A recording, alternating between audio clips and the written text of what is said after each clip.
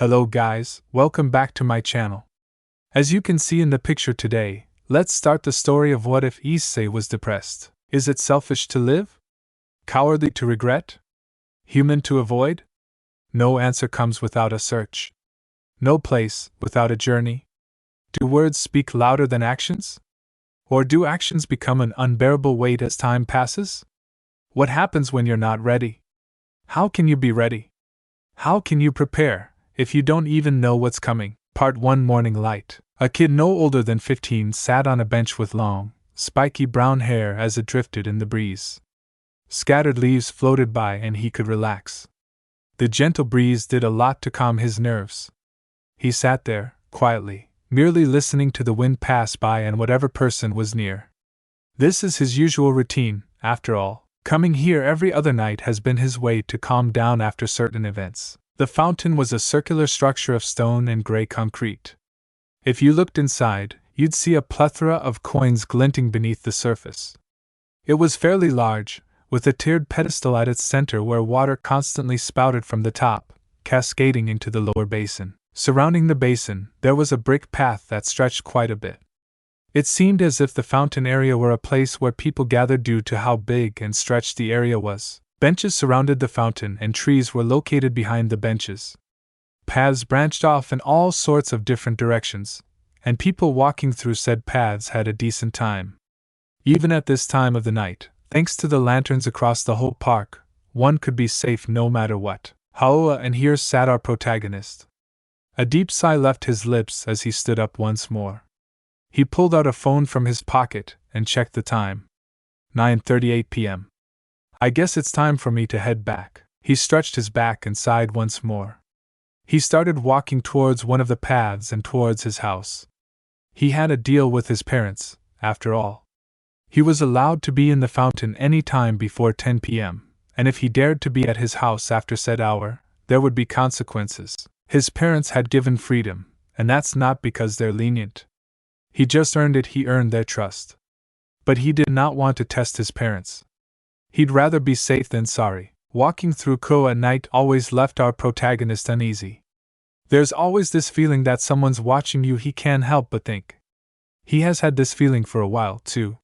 He always thinks there's someone watching, but he can never find whatever or whoever is making this feeling possible, so he ignores it. It's the only thing he can do. While walking, he reached a point where he could either 1. Continue walking through the normal path he always walks to get to his house, or 2. Take a shortcut he has heard about through a dark alleyway. It was scary, there was graffiti and one could swear that there were rats visible. Flickering light bulbs and puddles of water could be seen deep into the dark alleyway. It all yelled, "Don't go through here." But it cut a considerably good amount of time from point A the park to point B his house. He stared. And stared. And stared. He shrugged his shoulders and continued walking the normal path. He wasn't going to risk his life. He glanced around to check for prying eyes. Once the coast was clear, once he confirmed there's noon, he picked up his pace. He had a home to be at, after all. "Mom, Dad, I'm home." He grabbed his backpack and placed it on a table next to his entrance as he closed his door. "Welcome back, honey. How was the fountain today?" his mom said from somewhere in the kitchen. "Calm as always. Thanks for asking." He walked up and saw her. A young woman with long, brown hair that reached her waist.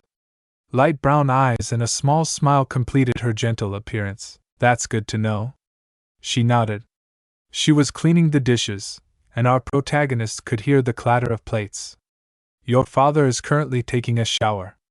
You should do the same after he's out." "Of course, but first of all," he said as he approached his mom. He gave her a hug before approaching the sink himself. "Let me give you a hand." "Thank you." This was their usual routine. He always helped his parents with whatever it was that they needed help with. No matter the cost, he was there to help them. It's not like they needed it, of course, but for him, it's better to have 2 pairs of hands than 1. The kitchen was small and humble, but well kept. A long, waist-high counter stretched across one side, acting as a divider between the kitchen and the living room beyond.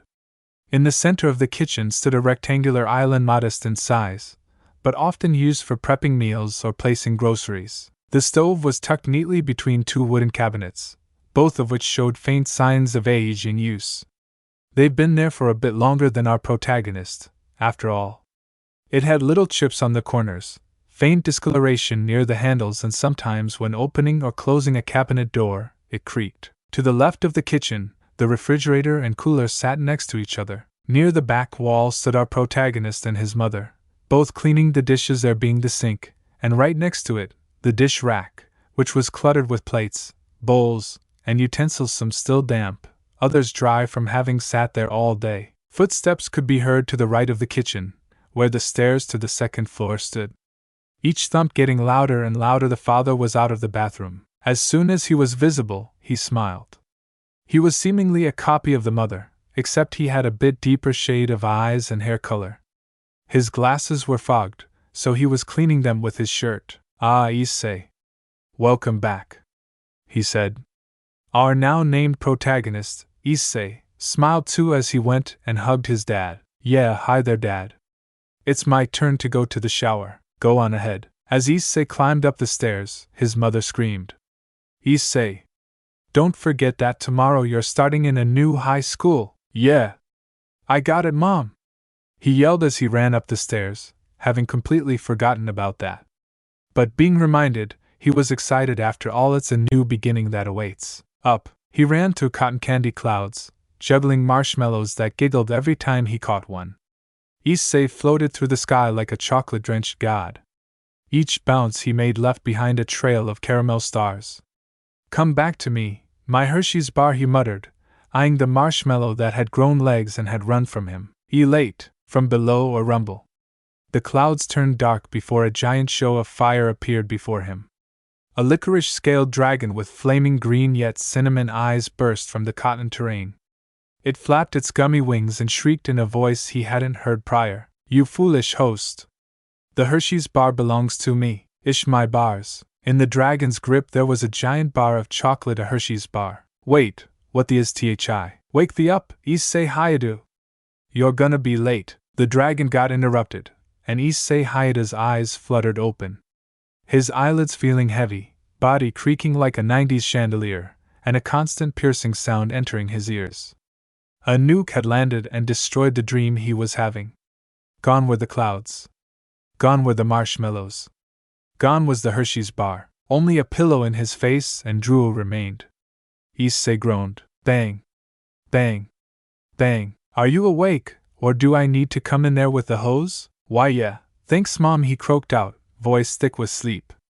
The banging ceased, replaced by the staccato of her retreating slippers and a huff. He sat up, sluggish and blinking, trying to regain his senses back. His hair struck out in every direction, and his blanket was wrapped around his leg like a straitjacket. He struggled free and glanced at the clock above his door. 7:46 a.m. Shit! He burst into immediate action. He launched out of bed, kicked a book of his across the room, and yanked his closet open. School uniform, shirt, pants, clean underwear, random socks, whichever came first, no time to check.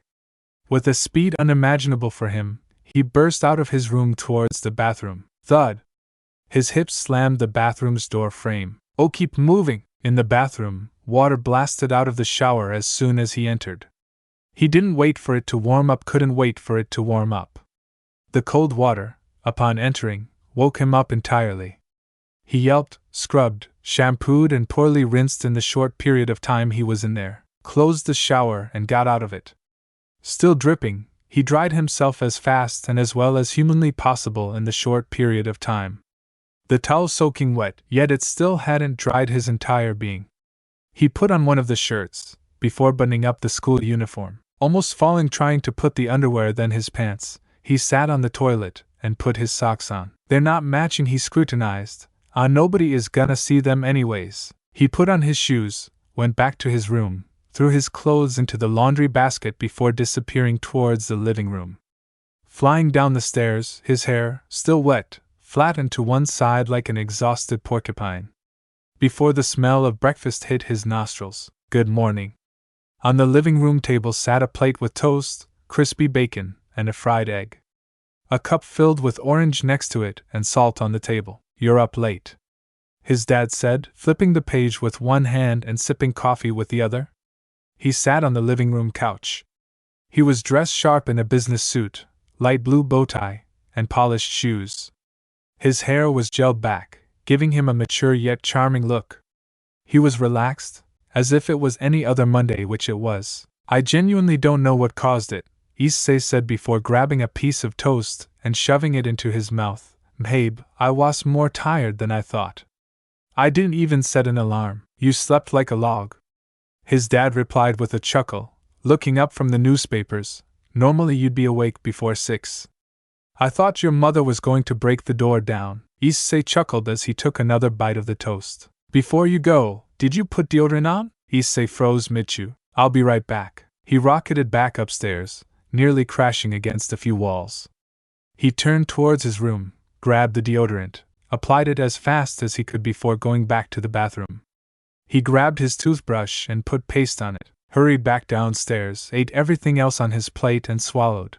Anything else that I could be missing? His dad smirked as his son nearly tripped in the final step of the stairs. Confidence.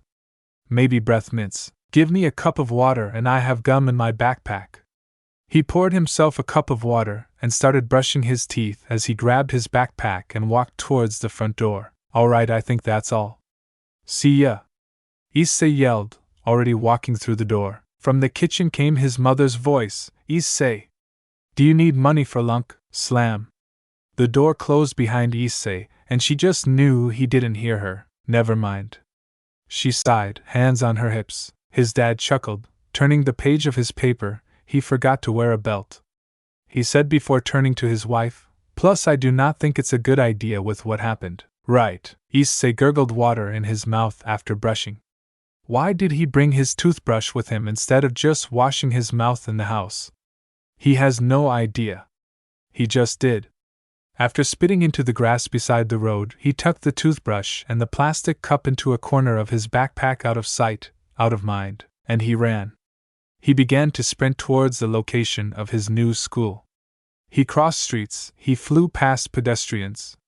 He helped the elderly get to certain points, he's nice like that, but still continued on his way towards the school. He sprinted as fast as he could, his still damp hair getting all over his face before he stopped to take a breather. He pulled out his phone, checked the time 7:58 a.m. Oh, he muttered. He didn't live that far from the school, so he was worried for no reason now. Sure, when he woke up, hitting the panic button was the only possible solution at the time, but now? He has time to spare. He sighed and put his phone in his pocket once more. He had no reason to rush, so he looked at the sky. The soft blue color pulled at him, quiet and serene. The beauty it had was to yearn for. He'd stare at it for hours if it weren't for the blinding light called the sun. Clouds of all shapes and sizes drifted through the sky. Some dark, others not so dark. Some big, others not so big. He turned his attention back to the path he was going. He shouldn't be walking with his head on the clouds. He needed the time to dry his hair after all, and he still had half an hour to spend before actually needing to be in class. Issei looked around and just saw how lively it truly was. He normally sees it after noon, since he usually wakes up late, or doesn't leave his house unless needed to. But today he walked towards his school and just saw the amount of cars and people that actually live in Seoul. He didn't realize how much he'd missed just watching the town move. He walked and just enjoyed the scenery. He walked and just enjoyed everything that surrounded him and that was near him. What he found best was the wind. It calmed his nerves and dried his hair at the same time, a miracle in disguise. He stepped onto the bridge, joining the steady stream of students and morning commuters. The river below was calm, reflecting the pale sky like glass. As he walked across, the school came into view. Massive, clean, even a bit intimidating. How in the world were my parents able to afford this, he muttered, but others to his side who were headed in the same direction nodded with him. The gates towered like castle walls. He had no time to wonder. As he approached the school gates, he could only stare in awe. They weren't actual castle walls, but they were huge. Issei was certain that no matter what he tried to do, he'd never be able to actually climb up those walls. No matter what equipment he had, he was certain he'd never be able to. Why is he staring at the walls like that? Ignore him. Issei shook his head as he heard those people say that. It was not the time to be fantasizing about climbing a wall. He shook his head, slapped his own cheek, and walked through the gates. Hundreds of students, a wave bigger than he had seen before. It had caught him off guard, since it was recently co-ed recently, as in literally this year, there were thousands more girls than there were boys. Should have known, honestly, Issei muttered as he continued walking forward towards Co Academy. Once he fully entered Co, he noticed that most students were being herded towards the auditorium. Issei didn't know as to why, so he looked around, hoping to find an answer, before he himself got into the herd. Walking towards the auditorium, the question still lingered on his head, so he approached the girl in front of him and tapped her shoulder. She looked back, curious, before Issei smiled sheepishly. Hi. I'm sorry to bother you, I'm just curious. Why is it that we're headed towards the auditorium? The girl smiled. Don't worry, I had the same question earlier, had to ask one of the teachers. I think it's some sort of welcoming orientation for first years. I see. Issei muttered before he blinked. Name's Issei Hayadu. Hey, my name's Fujimoto Murayama. A pleasure to meet you, Hayadu-kun. Issei could finally smile and nod at Murayama, and genuinely looked at her. She was shorter than him by only a few centimeters. She seemed to have an athletic build, but he couldn't pinpoint from where. She had long brown hair tied into twin tails, and striking deep amber eyes that almost seemed to shift in the light. We look like siblings, I bet, Issei couldn't help but think. You can just call me Issei, Fujimoto-san. I'll take you up on that, Issei-kun. She smiled before she tilted her head in the direction they were heading. Let's go, we have an auditorium waiting for us. Thank you, Fujimoto-san, she cut Issei off. If I can call you Issei-kun, then you can call me Murayama. It's only fair. Thank you, Murayama-san. She smiled at his words. Of course. She nodded. I mean, we're both first years after all, if not you wouldn't be here. Yeah, I'm honestly surprised I'm even at this school. To be honest, it was not in my bingo card here. Oh? Why is that the case? You've heard that this school is pretty expensive? It definitely is. But it also is one of the best schools out there, so far to my knowledge. Murayama tilted her head. But if you weren't here, where else would you be? That I do not have an answer to. Issei chuckled. But you're here then for the education they provide? Well, yes, but it also has a kendo club. A friend of mine and I decided to join mainly for that. Wait, there's a kendo club in this school? Wait, you do kendo? Hee hee. Yup, to both. Issei was genuinely surprised for a minute. After all, I hadn't heard that there was even kendo. I knew there were clubs, but kendo. Does it catch your attention or something, Issei-kun? Wano. I just wasn't expecting that. Expecting what? That there's a kendo club or that I do kendo? Both. Heh. She chuckled. I think it's better for me to tell you later, because I think we're near the auditorium. Issei blinked and looked forward. He was walking without really paying attention to his surroundings. He was approaching a tall building with two small glass doors. There was a red carpet with blue in the corners that stretched from the inside to the bit outside. There was a line of students entering a few at a time. Once Murayama and Issei were at the entrance, a teacher talked with them. Are you two going to sit together? Issei looked at Murayama, wondering what she'd say because he doesn't mind. Yes, we are. All right, perfect. You two are going to be in the D seats, 42 and 43. Head straight and then to the left when you see the D seats. Issei and Murayama nodded before they fully entered the auditorium. The auditorium was massive, just like the school itself. Velvet curtains, polished wood floors, and a stage that looked like it had hosted royalty. The room was quiet, whispers in every corner of the room as students prepared for whatever was that the school was going to do. Issei and Murayama quietly went towards where they were asked. Once they were seated down, Issei looked with confusion at Murayama. What's up? No, it's just that you mentioned your friend, but well, she's not here. Oh yes, she got here a bit earlier before me and we didn't have time to meet up, she chuckled sheepishly. You approaching me might have saved me from all possible boredom. So she's sitting somewhere else? Probably. She shrugged before she stretched her arms above her head and sighed. But even then, we'll either meet up in the classroom or in the kendo club. I'm not that worried. You really trust her, do you? Oh, with my life. She's been my best friend since childhood. Is that so? Yeah. We met in kendo when we were young and we've been at it since then. That's nice. Seems like you two share a connection of sorts. We do. Thing is, today we had to come separately since her mother found a new job and didn't want to be late. But usually we meet up and go together to school. Is she similar to you in a way or appearance-wise, I mean? No. Murayama shook her head. Other than height, we're pretty different. But I think that's what makes us work so well together. Issei couldn't help but smile. Murayama herself seemed to be in a positive mood, and that made him feel happy. Seeing others smile did nothing but bring a smile to his face. That's great to know. I'd like to meet her someday. You probably could. I'll introduce you to her. She nodded before she looked at me. Say, did you come with anyone to the school? Ah, no. I've made friends and whatnot, but well, the one I trusted the most left when we were younger, and I've never seen them again since. That's sad, Murayama muttered to Issei's words, before a light bulb appeared above her head. Then, how about we become friends? Issei blinked. If you're fine with me, then I'd appreciate it. I mean, you're the first person I speak to at this school, so it'd be for the best for us to be considered friends. I agree. As those words left Issei's mouth, the auditorium's door closed with a loud bang.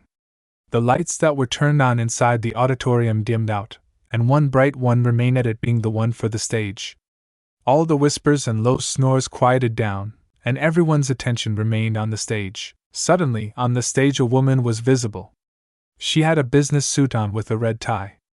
Purple eyes that seemed as if they shined in the night. They seemed as if they were glistening in the night.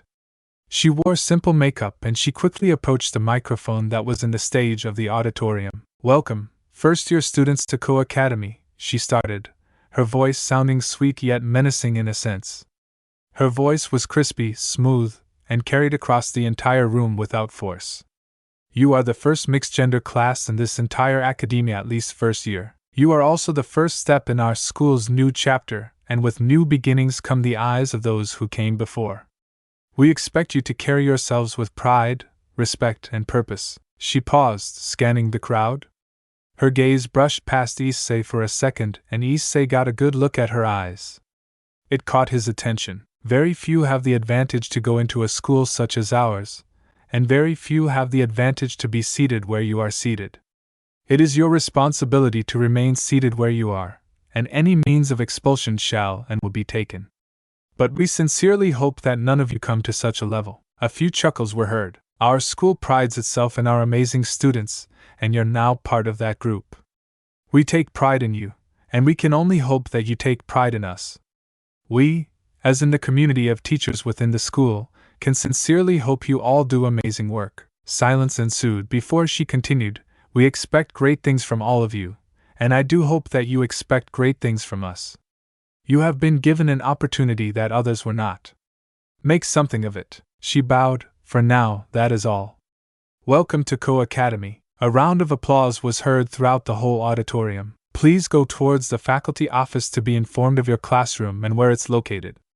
When leaving this auditorium, please do so only by row letter, starting from the furthest back, C's towards A's. And as soon as they were allowed, students from the back row stood up and started leaving the auditorium one by one. So we're going to be here for a minute, huh, Isiken? Issei could only smile. After students were dismissed, all of them were sent towards their classrooms.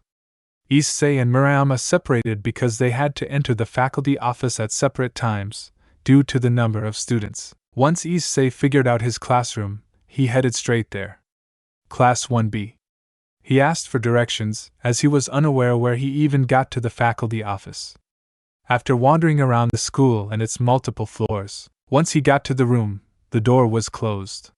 He slid it open and entered. He looked around and saw a lot of students there, mainly not talking since most of them did not know each other. Issei then looked at one of the corners of the room and there saw Murayama with some pink-haired girl. Murayama waved at him, and he waved back, before Murayama turned to her friend and pointed at Issei. Issei went towards an open chair that was in the middle of everything and sat down. It was clean, comfortable, and there was enough space in between chairs that it wouldn't bother other students. Upon placing his backpack on the floor, he waited, before a pen dropped to his right. He turned around to see why a pen dropped and from where, and whom. Then, he saw the guy he sat next to staring at him with a smile. Yo! The kid smiled mischievously as he grabbed his pen. A boy, brown buzz cut, broad shoulders, a face built for confidence. He had a physical build almost as if it was meant for running. I'm Takeuchi Minato. It's a pleasure to meet you. Oh, hiya to issei. Ha, at least you answered me. The one to my right gave me a death glare and waved me off. He chuckled. A pleasure to meet you, Hayadukan. Issei looked over and saw a boy with his head down on the table. The pleasure is mine, Takeuchi-kun. Where are you from? Issei looked at the clock above the whiteboard and noticed that there were a few minutes before class started. It got pushed an hour. I'm from here, Ko. What about you? Yes, same. I've visited this school a few times, actually. My sister graduated from here. Oh, you have a sibling? And she graduated from here? Yeah. She's actually a lawyer. I'm the youngest in my house. She's a lawyer? She graduated from college then. Yeah, she did. She's way smarter than I am, but I'll reach her. No, I'll surpass her. That's a positive way to look at things, especially at someone who already graduated. Issei chuckled, Minato chuckling with him. There's only one direction I can go, and that's up from here. How long has she been a lawyer? FO. Before Issei could finish his question, the classroom doors slip open, and a woman who looked in her 30s, hair pulled into a sleek bun, glasses sharp on the bridge of her nose. Her suit was crisp, her posture was military. The room fell silent upon her entrance. She walked over towards her desk and placed her laptop bag on her desk alongside some books. She elegantly looked up to the class and smiled. Good morning, she said. I'm Amano Mio, and I will be your homeroom teacher. You can call me Amano-sensei or Mio-sensei, whichever you prefer. She walked in front of the whiteboard. I do not ask for much, except effort, basic decency, and punctuality. If you can manage all three, we'll get along just fine. She nodded before she walked back to her desk and pulled out a few index cards and walked over towards the first row of seats. In this index card you shall fill it with your name, phone number, alternate phone number in case we cannot reach yours, and any health-related information that might be prevalent for us, teachers, in that order. She handed an index card to everyone in the front row of seats and made them hand it back. As soon as everyone had finished, she nodded once more. All right, starting from this row, her right, Issei's left, stand up, mention your name and something interesting about yourself. This solicited a few whisper-like groans that earned a chuckle from the teacher.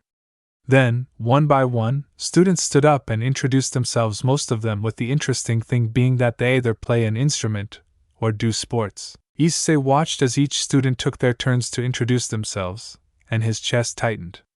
He wasn't the best in public speaking, after all. Then, it was his turn. He stood up, palms slightly damp as they rested on the top of the table. Name's Hayada Issei, he said, calming down. I'm learning piano and I play a bit of basketball. The teacher nodded and Issei sat down on his chair. The accumulation of nervousness and sweat finally got to him.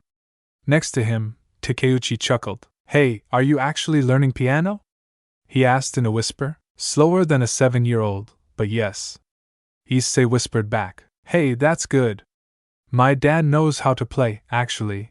I can set you up. We just met though. Is it really that ideal? Sounds like someone's whining. Come on. I mean, aren't we friends? I'll take you up on that, Takeuchi-kun. Oh, but I want something in return. Like, for example, how do you maintain your hair like that? It's impressive. Takeuchi got interrupted. He looked forward and saw the teacher staring at him with a raised eyebrow. Is it my turn? Indeed. Takeuchi immediately stood up. My name is Minato Takeuchi and I consider myself a pro runner, he said proudly, hitting his chest with his fist proudly. After the teacher nodded, he sat down and grinned back at Issei. At least she didn't say anything. You're lucky, Takeuchi-kun. Call me Minato. You're lucky, Minato-kun. I'd swear she'd send you to detention on the first day. She does look like that type of teacher, doesn't she? Both of them chuckled as everyone continued to introduce themselves. Part 2: New Connections. Lunch break couldn't arrive any faster, and as soon as they were allowed, Issei and Minato stood up. Issei-kun! Issei turned towards where the voice came from, and it was Murayama who was still sitting down with her friend. It's like Murayama had said beforehand, they were similar in height but other than, distinct in every other way. Murayama's friend had short pink hair that barely reached her shoulders and deep purplish eyes. Issei smiled and went towards them, being followed by Minato. Murayama-san and Kanzaki-san, am I correct? So you were actually listening to everyone present themselves. Issei-kun. Issei smiled sheepishly whilst Kanzaki stood up with a smile of her own. My name is Kanzaki Kates, but you can just call me Kates, and I'll call you Asiken, she said, bowing down. That is, of course, if you don't mind. Issei bowed down as well. Of course, please feel free, Katasasan. They both straightened up, before Murayama looked at Minato. And you're Tokeichi? Close enough. Takeuchi Minato. Just call me Minato, Minato said with a smile. I'm Fujimoto Murayama, but call me Murayama. Murayama bowed down, but Minato just shook his head. Hey, we're all friends here, no need to bow down. He crossed his arms. Let's go down to the cafeteria. I'm starving. Yeah, Minato-san is right, Kate said. We can talk more there, if need be. As soon as they left the classroom, they were walking next to each other, just talking casually, getting to know each other. So you've been interested in kendo? Wouldn't say interested, but more like, it has caught my attention. Issei responded to Kates. So you lied to me earlier? Murayama teased him. I didn't lie. I just didn't tell the truth. That's the definition. Minato chuckled. Asiken seems like the type of guy that would dabble in kendo. Hey! What does that mean? So, Asiken, would you join us in kendo? Murayama asked. Sure, wait, what? They talked with each other until they reached the cafeteria. Once there, they could only admire. It could be said that there were hundreds of desks, but even more students. A giant line towards the food that stretched towards the exit. Hundreds of students grumbling and complaining due to having to wait so long for their food. So, guys, how about we go check out the clubs? Minato said whilst probing the small group in another direction. Issei chuckled and looked at Murayama and Kates, whose stomachs growled, but they only had 1 hour for lunch. They weren't getting there good in time. Yeah, I guess. And they were outside. Ko Academy is truly huge. If the gates in front were mesmerizing, seeing all the buildings, all with a different reason to be really amazed, Issei. They saw a track where some students were walking and it spanned around the whole school. There was a tennis court, basketball, swimming, baseball, almost all types of sports. Minato-kun, aren't you going to check the track team? Issei asked as they walked in the complete opposite direction of the club he was interested in. I have time to waste. I want to see the other clubs as well. If we don't get to do it now, I'll go after school. There's no pressure. We'll accompany you then, said Kates calmly as she nodded. Yeah, what she said? Murayama finished. They walked in the direction of the kendo club, but before they could reach it, something caught Murayama's attention. Nay, Asiken. Issei turned to Murayama as she looked in a certain direction. Issei too looked in the direction and saw an empty basketball court with a few rackets just filled with basketballs. What, to go and give it a try? I'm not really that good. It's just that every so often. Before he could continue, Murayama grabbed his hand and began dragging him. Issei could do nothing but do as she wanted. Minato followed with a chuckle and Kates with a small smile. You mentioned that you played basketball earlier, Asiken, Kates said as she approached Issei and Murayama, who now stood at the top of the three-point line. And since we're now friends, we want to see how true that is. But before Issei could defend himself, Minato had grabbed a ball and thrown it at his chest. Issei instinctively grabbed it. He dropped the ball, dribbled it in between his legs twice before sighing. It sure. He dribbled a bit more, getting a feel for the ball, before he did a jump shot.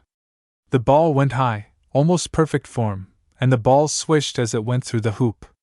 He looked at the ball as his momentum died down, and then looked at his friends. Satisfied? Very much so. A voice he didn't expect an answer from appeared. He turned towards where the voice came from and saw a man that seemed to be a teacher. He had a whistle and seemed to be out of some sort of practice himself. That was a beautiful jump shot. You've played before, right? Yes, I mainly play in the court a bit further from the fountain. That's nice. What's your name? My name is Hayata Issei. Mine is Hiroshi Tanabe. I'm the basketball coach in this school. We just happen to be looking for men that play basketball since it's just co-ed. I'm curious if you'd be interested in joining our tryouts? Issei blinked. Hiroshi had just seen a single jump shot and was already inviting him. I mean, when is it? It'll be tomorrow after 4. It'll be in this very same court, in fact. I'll think about it. Haha. Please do, Hayata-kun. I'll be waiting for you here. He waved as he turned around and just left, not even bothering to ask the name of the other 3 students there.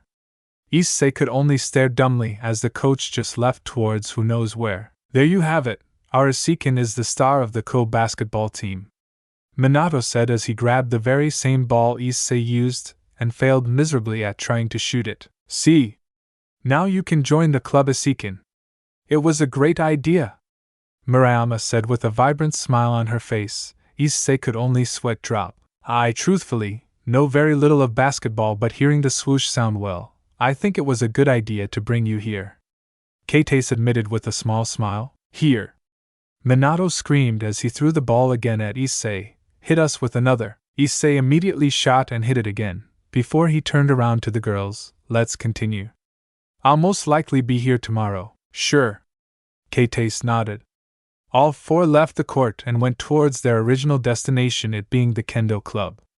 They walked and just talked again. So are you actually going to go to tomorrow's tryout, Issei? Keitase asked Issei. Probably? I mean, I think it'd make my parents proud, so why wouldn't I? Yeah, I'd do it for them too, Minato said. The main reason as to why I actually even run is because they inspired me to, mainly my mom, though. She ran before? Murayama asked with curiosity. Nah, nothing like that. She's just scary. My dad and I have been forced to run to avoid her scolding. Minato shuddered, and since then I've taken a liking to it. Your mom sounds like a real piece of work, Issei muttered, before they entered the Kendo building. It was spacious, and there were mats on the floor, almost as an arena of sorts. There were girls there and what seemed to be a coach, talking with them. Welcome, you four.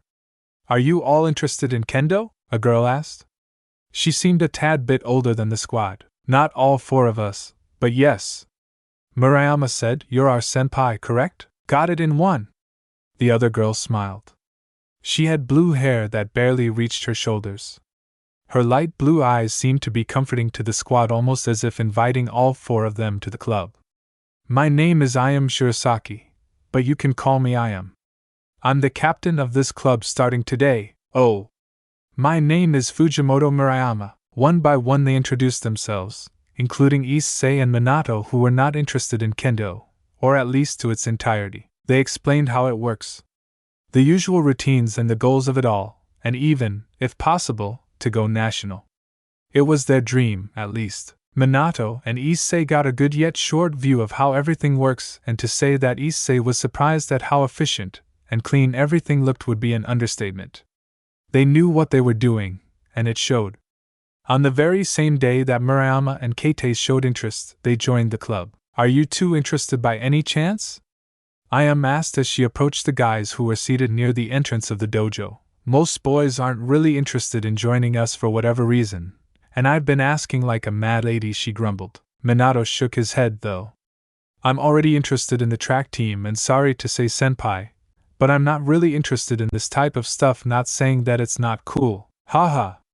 No, don't worry, Minato-san, she turned her attention to Issei. What about you, Issei-san? For now I think I'm fine, but if there ever comes a time that I'll need to defend myself with a weapon, then I'll join. How about it? What an interesting proposition. But I do doubt you'll ever need to defend yourself, she muttered before an evil glint appeared in her eyes. But if that's the case, we can just beat you up so you have to defend yourself. Issei gulped. I do not think that's morally cool. For now you're safe, but I will be waiting for an actual response, Issei-san. She grinned before she stretched her hands to the boys to help them stand up. Minato and Issei both grabbed it, and she pulled them upwards. A few seconds later the bell rang. They had to get back to class. To say that their lunch break wasn't entertaining would be one of the biggest lies known to man. You know, I think the best option was actually not eating today, or at least for me, Issei said as the squad all walked towards the exit of Ko Academy. The day had finished and Minato had checked and joined the track team. He'll be starting tomorrow, funnily enough, after Issei's tryouts. Why's that? Minato asked as they walked through the gates. Well, I didn't bring lunch money, Issei said. I left my wallet at home and my mom I think offered me something, but I just ditched before she could give it to me. What? You need lunch money to eat in this school? Asked Murayama in disbelief. I don't think so. Isikin, are you that's a thing? Keitase wondered. I don't know. But what if it's actually a thing? We'd do that long-ass line to then not be able to eat anything. I don't think that's how it works, issei. K-Taste chuckled. We're already paying enough as it is, well, our parents are. That'd be straight up unjust for us to do. Yeah, that's fair, issei muttered before he saw a duo walking out in front of them. Oh, those two are from our classroom. One was bald and the other one had long black hair. Issei couldn't see, but he believes that he had glasses on. Oh yeah. Didn't Sensei yell at them because they didn't shut up? Minato asked. Yeah, she did. Maybe we could ask them, Issei said before he sped up, leaving the trio behind while he walked towards the duo. Yasuaki Matsuda, Teruko Motohoma? Upon their names being heard, the duo turned around. The bald one, Matsuda, was a tad taller than Motohoma, and a bit wider. Yes? You might not know me, I'm Hayata Issei, from the same class in 1B. I, have a question. Did you two eat lunch at the cafeteria by chance? Motohoma nodded, pushing up his glasses. Yes, we did. That line was long as hell, but the food was great, so were the girls in the cafeteria. Oh, that's so. Eat what? Issei blinked at Matsuda's comment. Hayata-kun, you cannot deny that the girls in this school might be the top of the top in terms of beauty and elegance. Motohoma nodded to Matsuda's words. What are you on about? Wait, no, don't tell me, I really don't want to know. Issei crossed his arms in an X shape. My question is, did you guys have to pay for the food? What? Why would one have to pay for the food? Matsuda wondered. It'd be dumb if that was the case. Yeah. Also, don't ignore our earlier topic. You can't deny the quite obvious fact we've stated.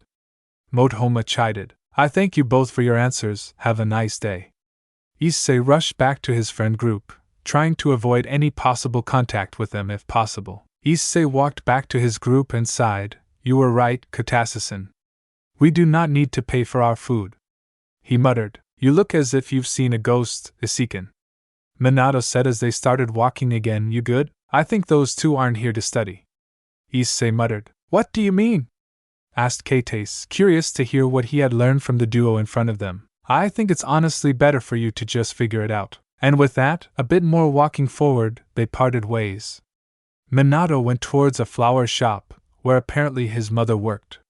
K-Taste and Murayama went to Murayama's house, which was in the complete opposite direction that Issei was headed. The fountain. After all, he had a routine to complete. Issei was in the fountain with one of his notebooks on his lap. He was finishing homework before heading towards his house. After he finished, he just stayed near the fountain and thought of the eventful day he had today. He didn't expect that he'd make friends immediately, or at all. Today was a great day for Issei. One that he sought to protect no matter the consequences. He just met them, but he knew that they'd be important throughout his school years ahead. He could only smile before everything went quiet.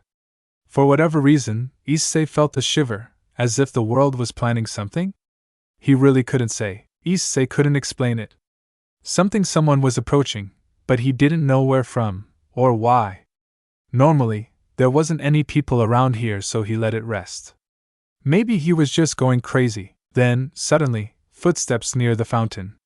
Issei's here every night, so he knows how many people come around this time, and the answer is not many, so this was suspicious on its own. There, a young man, a bit older than him, around 3 years, appeared. He was wearing a gray shirt with words in a language he could not understand, jeans, and dark shoes. He seemed like a normal college student. Even his eyes seemed chill, with no aggression nor anything across those lines. Yo!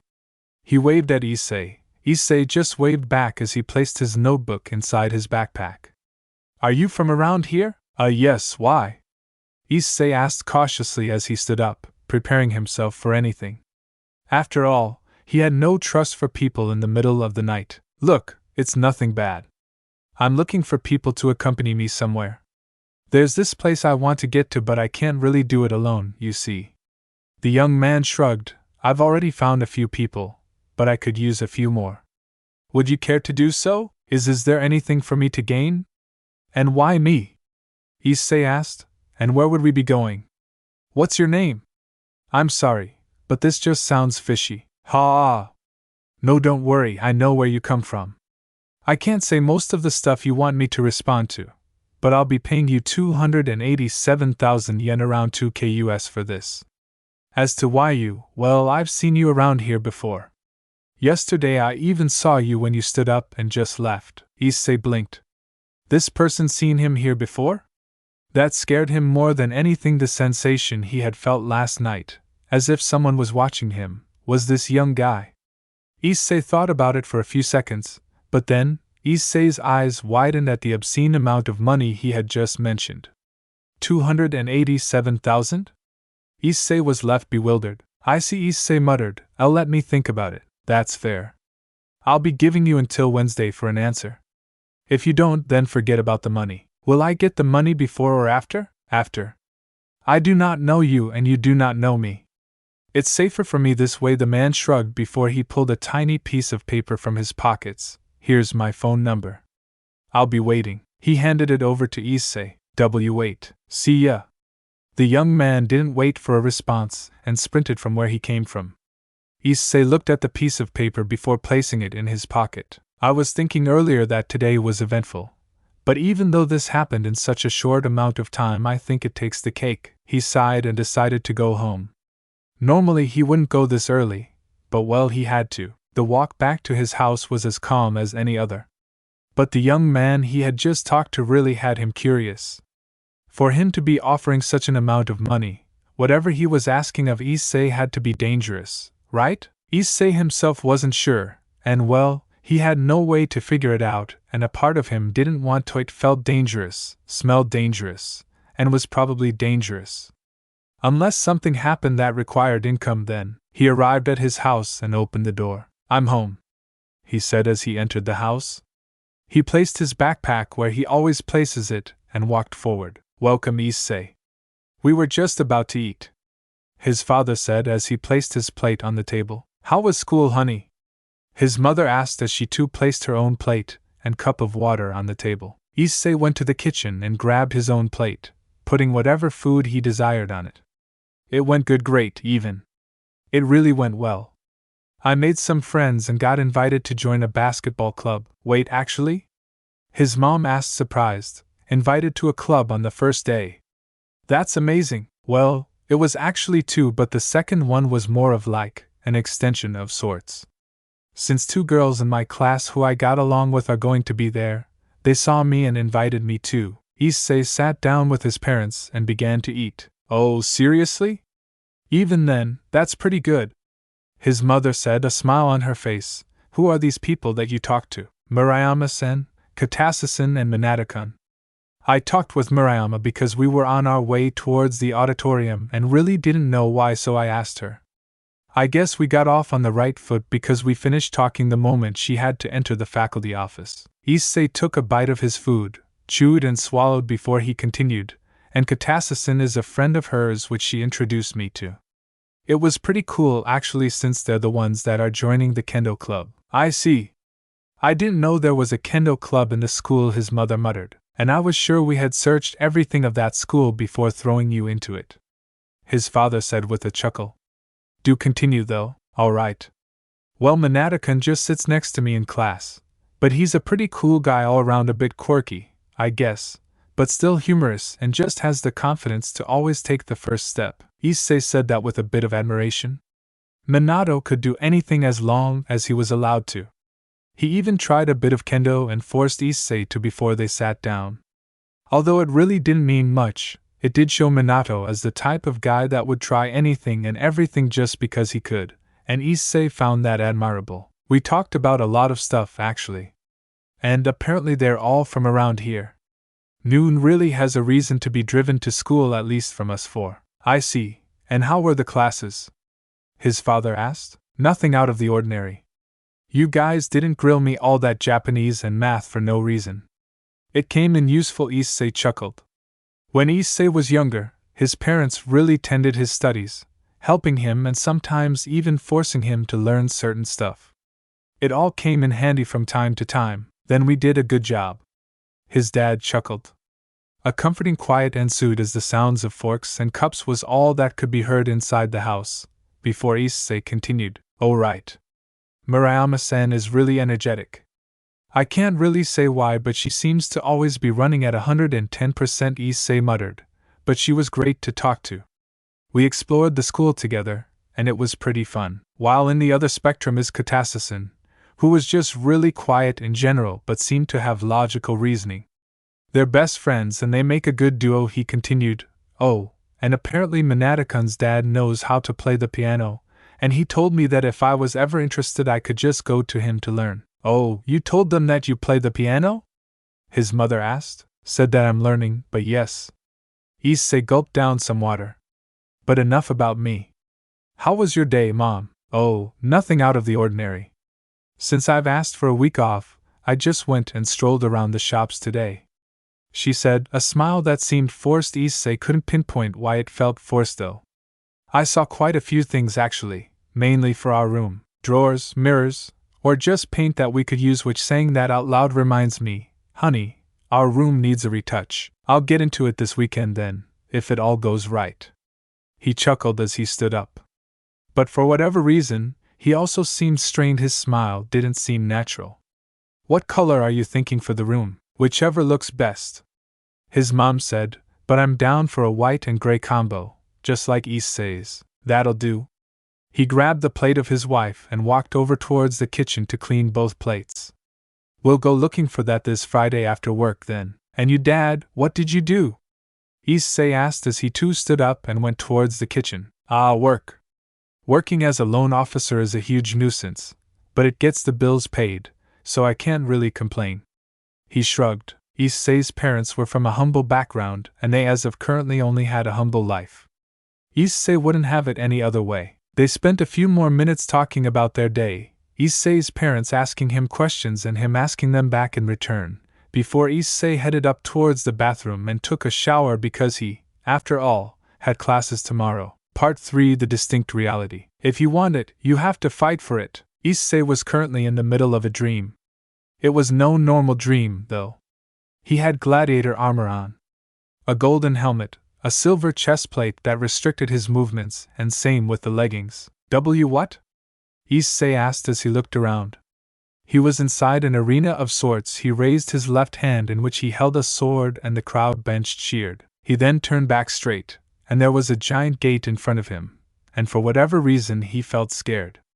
He couldn't understand why, but he felt the power that it radiated from said gates. Are you all ready? Issei heard a man roar.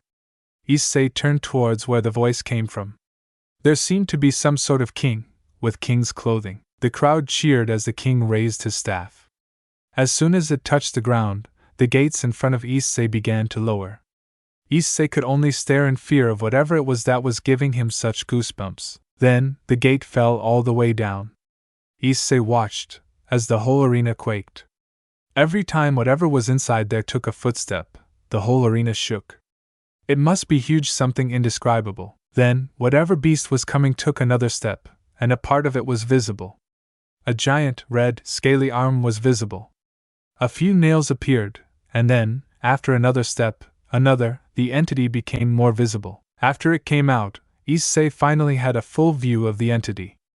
A giant, red dragon, scales that seemed tougher than any material possible on Earth, deep green eyes, and around its body a green jewel that seemed to shine every now and then. All in all, a massive colossus of a dragon, and Issei was supposed to fight it? We meet again, my host. Issei blinked as the dragon spoke with pride. A voice that felt so powerful, and a voice that seemed to carry some sort of ancient authority. The dragon held his head up high, and then a show of fire appeared behind him. Flames of all shapes and sizes surrounded the poor boy, as he had been trying to think of a way to respond to the dragon. Issei ran around, trying to avoid all fires as the dragon just stared. Was Issei genuinely supposed to fight this beast? Begin! The king roared, and afterwards the dragon spoke. It's time to wake up, both in real life and to your conscious. The dragon roared, wake up to the reality of the world, and before Issei could do anything, his alarm went off. Pipipipi.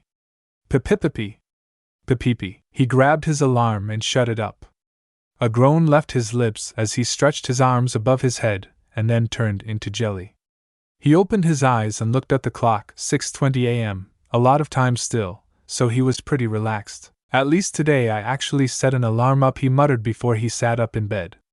He stretched one more time, before sighing and standing up. Rubbing his eyes, he went back to the dream he just had. 2 days in a row I've had a dream with a dragon, he muttered as his arms slugged down to his side, and on both times they've called me host. Issei stood up and grabbed his clothes, and went to take a shower. As the water heated up, he just sighed. Those are some weird dreams, honestly. As he showered, he took his time. He properly took care of himself and his body. After he left the shower, he dried up and put on his clothes. After making sure to grab basketball clothes, he went downstairs. Good morning, he said, walking to the entrance and placing his clothes on his backpack. Good morning, did you sleep well?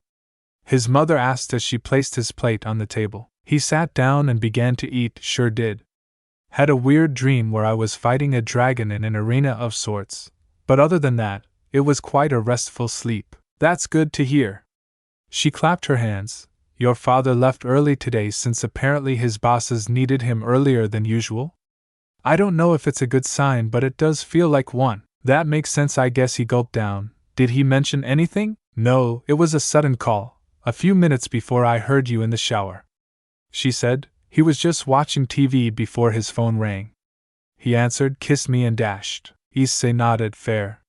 I'm going to brush my teeth again and head to school, he said as he finished his food and went upstairs. He brushed his teeth, fixed a strand of hair, and went back down the stairs, quietly. He looked at his mom and saw her holding a paper in hand. Whilst reading it, she had a strained look on her face. Something was bothering her, and he really didn't know what it could possibly be. But it definitely had something to do with that paper. Mom, I'll be going now, he said as he finally appeared entirely before her. Oh. Yes. Have a nice day, Issei, she said as she pushed the paper to the side. He expected her to give him lunch money or something, just like how she tried yesterday, but she didn't. He didn't mind though. He had a wallet which he now had on him that had a bit of cash so he could defend himself. As soon as he left through the door, he hurried to school. He wasn't scared to be late nor anything across those lines, but for whatever reason, he felt as if he had to be in school early. Why? Maybe to meet new people, or meet with either Murayama, Kates, or Minato. He hurried, and as soon as he arrived, he made a straight beeline towards his classroom. He placed his backpack there, and then went back towards who knows where. He took this time that he was alone to either approach someone, or explore the school. He did the latter, felt more confident on doing such a thing. As he explored, he came around quite a few interesting buildings.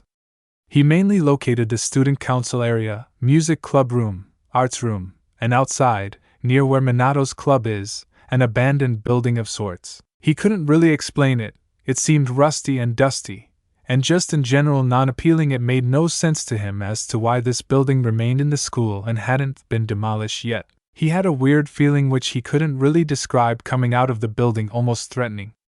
It reminded him of the shortcut he had skipped a few times. A feeling he didn't understand, yet his instincts told him to stay as far away from that as possible, and so he did. Isseiken! Issei heard his name be called. He turned towards the source of the voice and saw Minato walking over towards him with a smile on his face. You're early. Yesterday I couldn't do some proper exploring because I met you all, so I decided to take the time to do so today.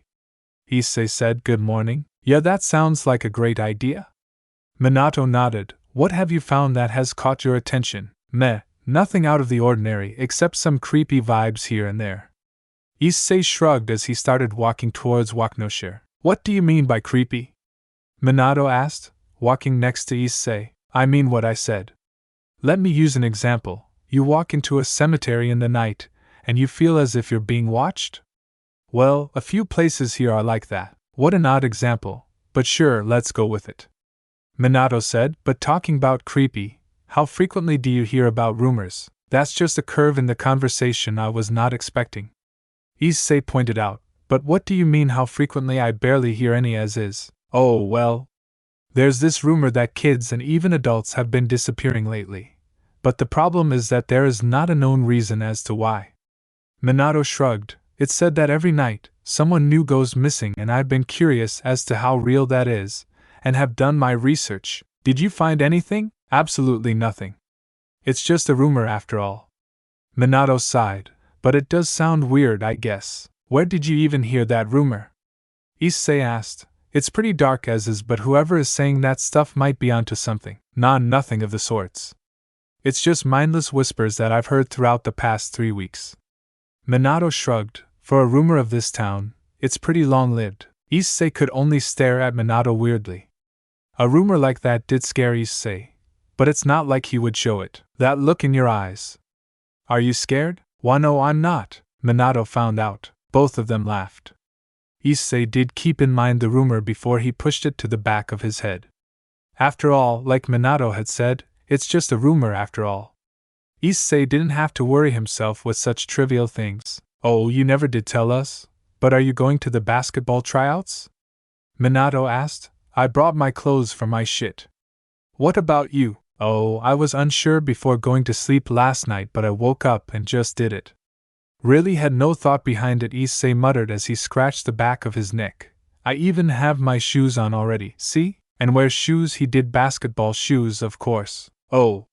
So we're going to go watch you play? Minato cheered without a care in the world, getting weird stares from a few people, making Issei look a bit bashful in the process. That's exciting then. Issei could only nod at his words. They waited in the entrance, and just talked in general, mainly Issei asking about the flower shop where Minato's mom worked. Issei in turn responded to whichever question Minato asked. They were waiting for Murayama and Keitase, and lo and behold, just as Murayama had mentioned, they appeared walking together. Issei-kun! Minato-san! Murayama said as she waved at them. Were you waiting for us at the entrance? Yeah, we did. Issei-kun's idea, Minato said as he waved back. Good morning to you too. Good morning. Keitase nodded to the duo. Why did you two wait for us? I mean, I already said it was his idea. Minato pointed his thumb at Issei, who froze at the sudden comment. But I mean, I'd wait for my friends if I had to. Why, yeah, what he said. Issei nodded to Minato's words. Two's it weird? Weird? Nothing of the sorts. We appreciate it. Murayama nodded. I can see your shoes, by the way. Does this mean you'll be participating in the tryouts? Why, wise.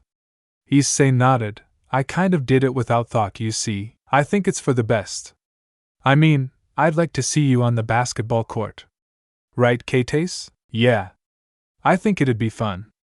Keitase nodded to Murayama's words, and soon, the four of them started walking towards the classroom. Me that it's daily? Issei practically demanded an answer. That's what I said. Keitase groaned in frustration. Don't get me wrong, I do understand. We want to get to nationals, but daily practices after school are a bit. No. Don't get me wrong, Kotase-san. It does make sense that it's after school because before or during school would just ruin your whole day, but daily? Issei blurted out. That's where you're wrong, Issei-kun. It does make sense that it's daily. Minato chided. I mean, how else would you get better if you didn't practice every day and put 110% into it? That is a fair point. Issei bit his thumb, but do have some sympathy for the poor girl. Thank you, Issei-kun. Keitase can handle that and then some. Murayama said with a grin on her features. It's just her lazy attitude taking the most of her. Hey! Don't say that. I have to ask though, what is it that drives you? Minato asked, not only to them, but to you too, Issei-kun. Oh, it's easy. I've always wanted to win nationals. Murayama said as she looked at her hands, not for glory, but I guess for myself. It's like a dream since childhood, since being introduced to kendo. That's why I'm always looking to improve. Mine's simple self-defense. I do like the benefits that come with having a healthy body and all with everything that I do in kendo, but being able to defend myself just brings me clarity of mind, I guess. Keitase said, it's not like I'm going to be carrying a bamboo sword everywhere I go, but I mean, I can grab pretty much anything for it. Issei for his part stood quiet.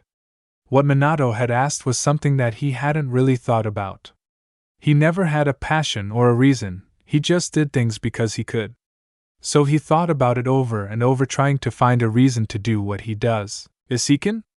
Murayama reached out. Issei had spaced out. Oh, Issei said. What's wrong? Sorry, I guess I don't have a reason. Issei saying those words felt bitter. He didn't feel right saying such a thing. I don't know what keeps me going, I don't know what I'm doing, I guess, Issei muttered, feeling salty with himself. I don't have a reason for anything, and if you're looking for an answer, I might just say my parents. It didn't feel right for him to say such a thing when 2 of the 3 people surrounding him had mentioned a reason. He hadn't heard Minato's yet, but there was silence for a few seconds. Murayama looked down. Keitei's expression softened and then, "Hey, it's alright, man," Minato said, an arm going down Issei's shoulders. Noon finds their reason without searching. Noon finds a way out without fighting to get to the exit. My reason is simple: for my family. We're not poor, but there's always that time that one thinks, damn, I wish I just had a bit more money to help mom, or things like that. Issei heard Minato's words before Murayama continued. Yeah, how he said, my reason might be selfish, and so might be Keitei's, but it's a reason, simple or not. Yours doesn't have to be like ours, it can be more like Minatosan's, or a bit more you. She smiled kindly. I mean, we barely know each other yet we know so much of you. It is only fair that you give yourself a chance. Issei heard this and had to turn his head. It's rough. He doesn't know what to say, what to do, or where to look. Tears were filling his eyes, and he didn't know why. His heart twisted in every direction, as if looking for an escape from its confinements, but couldn't, before he got pulled to a hug. Keitei had grabbed both of his shoulders and dragged him towards her, patting him, and Issei broke down. He doesn't know why he broke down, he doesn't know why he got pulled to a hug, he doesn't know why he feels so emotional, but everything that's happening feels as if needed an awakening of sorts, a step to be able to move forward, help he never knew he needed. Are you sure you're alright? Murayama asked Issei, who nodded. After he cried, the bell rang and they had no other option but to head to class. Issei took his time, and now they were located in the classroom. They switched seats with permission and a promise of and to the teacher, and now all 4 were seated together in the right side of the classroom, closest to the door exit. Yes, I'm sorry you had to see such a weak display, Issei smiled weakly, but Keitei shook her head. It's not weak, most people would hold it in, and just not change. You letting your emotions go just show that you're trying to make progress, and that is something to be proud of. Issei had to take a shivering breath because her work struck gold in his heart, and whilst he didn't know if she was right or wrong, he could at least say that it put him into deep thought. I'm sorry for asking that earlier, Minato said quietly. It was kind of insensitive for me to do so. No, it's normal. You're curious, and well, you made me curious too now, so I should be thanking you if anything. Minato smiled. Still, I do feel bad for what I put you through. You shouldn't. I think you've helped me more than you know, Issei said, rubbing his chin. I'm still unsure, I guess. But your words, all 3 of you, have opened a new perspective, I hope. Minato nodded at Issei's words, and Murayama persisted. Are you sure you're fine? Oh yeah, definitely. Issei smiled at her. He's still young, he doesn't have to worry about such details as of yet.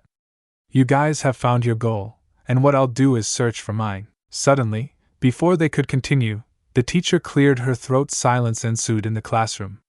She spoke due to personal reasons. A student had arrived late yesterday and was excused for the entire day. As of today, he will be joining this classroom. The doors slid open, and there entered a young man with short blonde hair and blue eyes. A keen, distinct feature was the mole right under his left eye. His features were soft, almost as if inviting people to talk to him. Everyone, please be nice to him. Go ahead and introduce yourself. The young man nodded before he bowed down in front of everyone. My name is Yudo Kiba.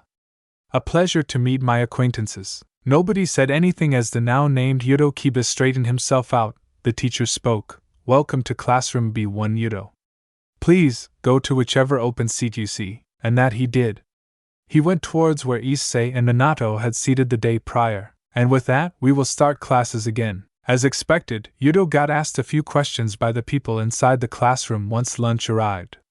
Issei and his squad also wanted to ask him a few questions to get to know the guy, as he seemed upbeat, but they could never get across to doing so. There's a rumor that he joined the occult research club the first day. Whispers went around the school, as the kid who didn't arrive yesterday got the clubroom with the least people since even the year before. Issei and his friends were curious about that, mainly Issei and Minato, Since they weren't even aware there was an occult research club, it caught Minato's attention and Issei's curiosity.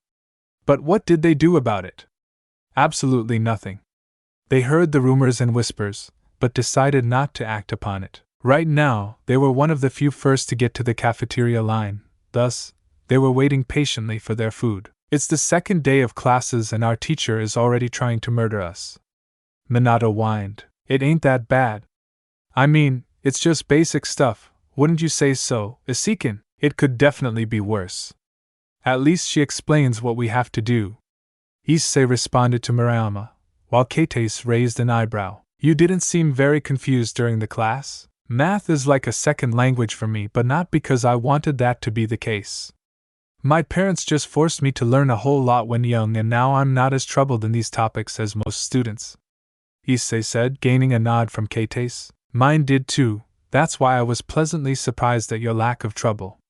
Keitase said with a nod, and honestly, I wouldn't have had it any other way. It's so much easier now thanks to them. Their conversations continued. They got their goods and decided to sit anywhere but in the cafeteria, as it was filled to the brim and no person in the squad was willing to fight for a chair nor a table. They went near the old building Issei had found this morning and sat under a tree not that far from it on a hill of sorts. They ate silently.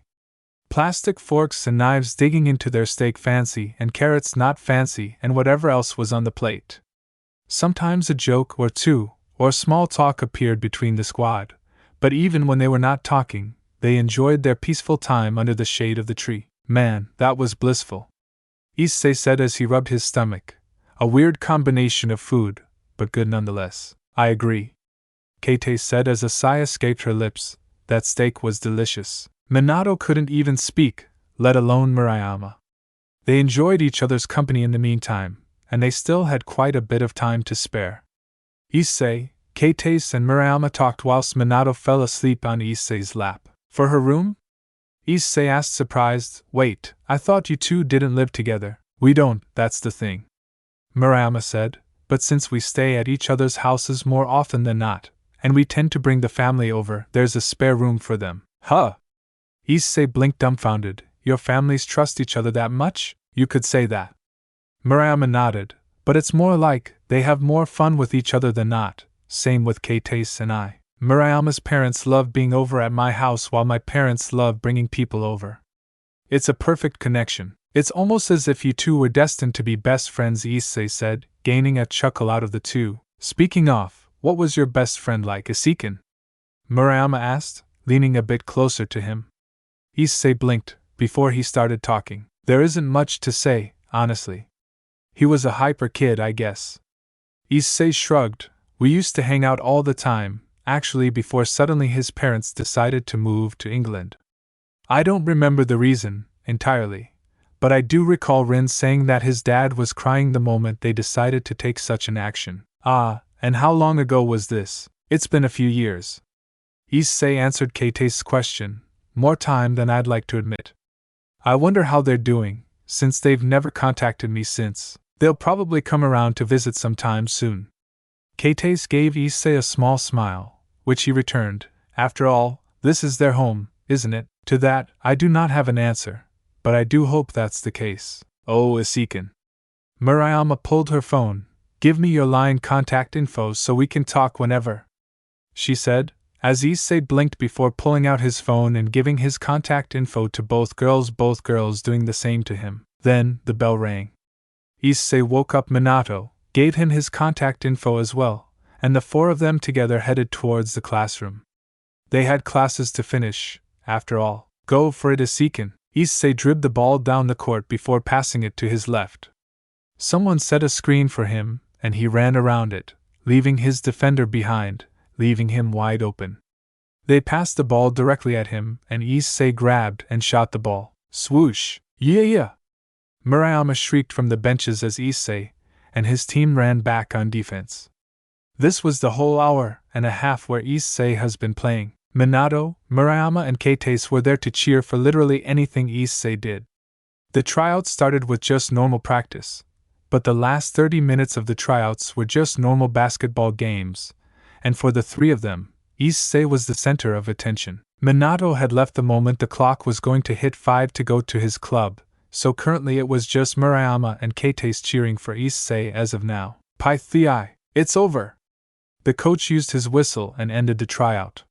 He called for a quick huddle and talked with the players before he dispersed them. Issei panted as he was dead tired. He went over to his stuff and grabbed a towel he was given before drying himself up. Good shit, Hayada. One of his teammates said as Issei was approached. From what I can see, you're definitely better than most people here, though defense could definitely be better. Ahahaha, thank you. I practice every now and then, Issei said while grabbing his water bottle from the side. And how about it? Are you going to join the team? The boy asked as he drank from his water. I'm not sure. I think it'd be cool, but I just don't know if I want to. That's fair. The boy smiled. The coach was impressed with you, so I think it'd be good to have you. Before he could finish, a shriek was heard. Issei. Murayama and Keitase were walking over in his direction. I'll leave you with your friends, Hayadu. I'll go talk with the coach on your behalf. Issei smiled, thank you. And as soon as he left, Issei was approached by Murayama and Keitase. See? It was a good idea for you to come here, Murayama said, trying to hold the urge to hug the sweaty Issei. Did you have fun? It was entertaining, I can say that at least. Issei smiled at Murayama. It has been some time since I've played 5v5 basketball, after all, and you did well. Keitase said, you already know this, but I barely understand the sport as it is. All I know is that you're trying to score it in the opposing basket, but techniques and such are way out of my league, but even I could tell that your teammates were looking for you to score sometimes. That's just how teams work. Issei shook his head. After all, it is a team game.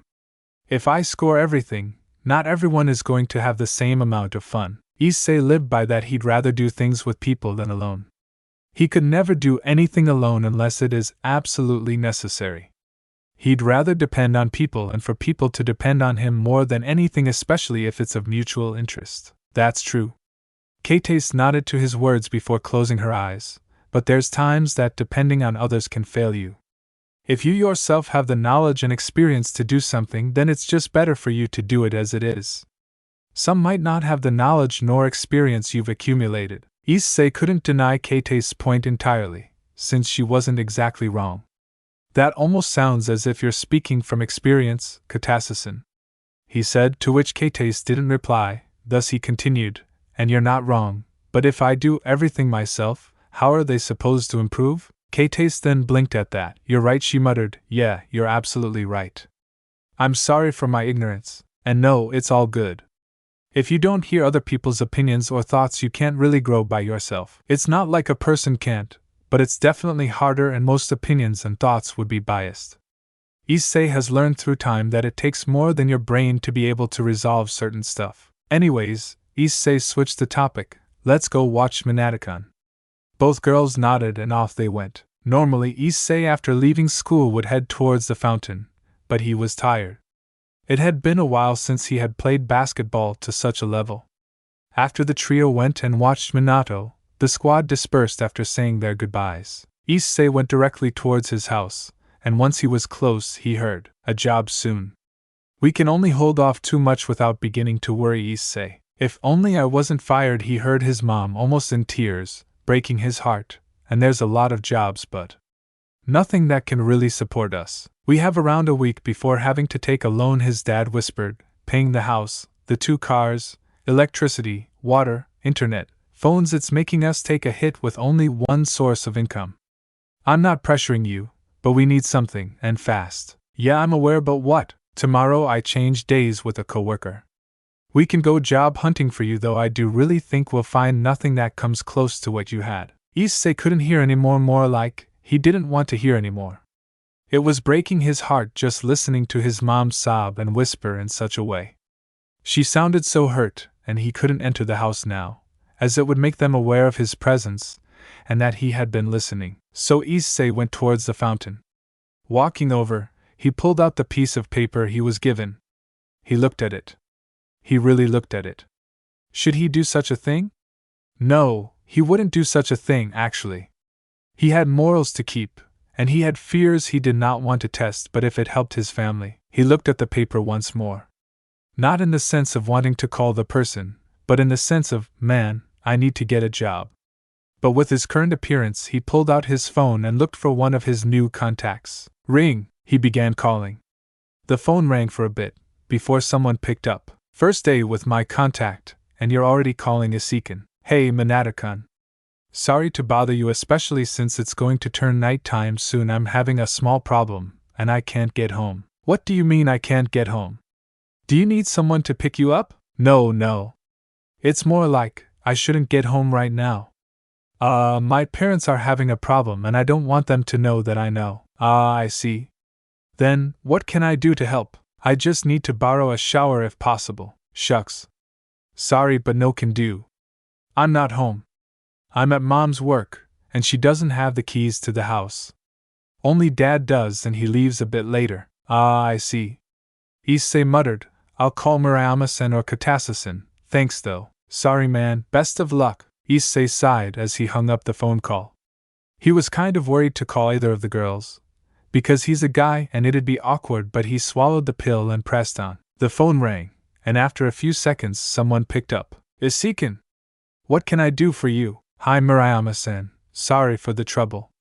I can't get home right now due to my parents, and I need to take a shower, and fast.